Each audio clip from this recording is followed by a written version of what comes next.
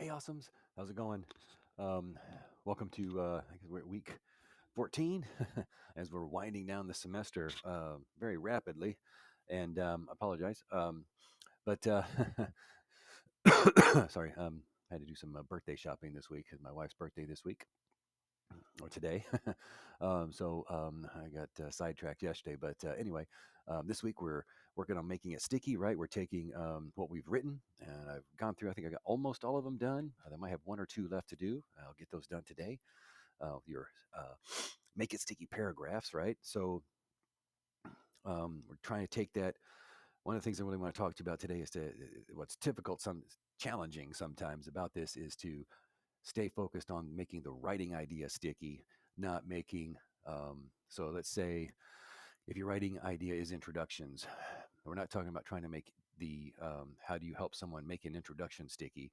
You're trying to help the person who is the writer, right? The student, help them think about how to make that idea of, okay, here's what I need to do to write a good introduction or to write a good hook, right? Or to help me think about how to write conclusions or emotional writing or argumentative writing, or how do we help how do we help the use of commas stick so that when they go to do something, that's kind of where we are. So making it sticky, I'm going to read this here, is not about how to make our introductions, conclusions, transitions, flow, emotional and descriptive writing, whatever they are, stickier.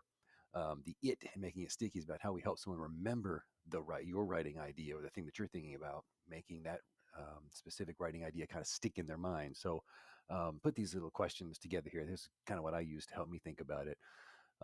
Maybe have you come across some steps, maybe, right, that you can maybe put it to, that you can liken it into something. It's like this thing, kind of like Heath and Heath kind of talk about using schemas. Can it be made into an acronym, right, or a rhyme? And then I sometimes ask myself, too, what was the aha moment for me? What was the thing that was like, oh, wow, I hadn't thought about it that way. Oh, wow, now it helps me make total sense. Take that kind of idea that helps you now think about that thing that you were struggling with writing that now is a little bit clearer, and share that with your audience. What stood out to you, in your research? It was like some good kind of guiding questions of helping us think about making these things sticky.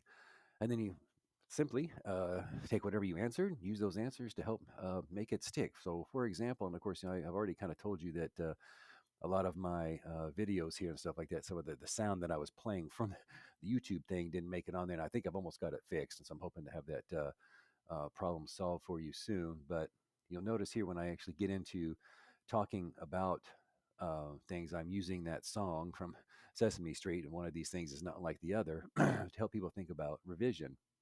And so I go through each one of my slides, right? And I say, okay, here's a scenario of a student who's working on revision, doesn't know what to do necessarily. Here's another scenario, right?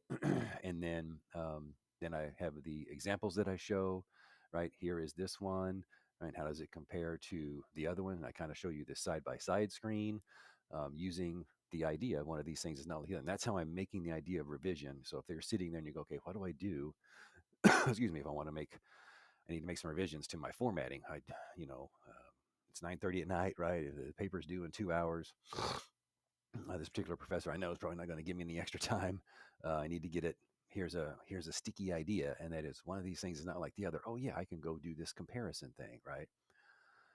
And then the general writing things, as I did this funny one here, and this one here, I think this video works all the way through up until the very end, where I play that the silly video from YouTube, and again, it's that issue with the YouTube, but you can watch that one and kind of get an idea of kind of where I'm coming from, or kind of how we can make the ideas sticky. All right, so here we go.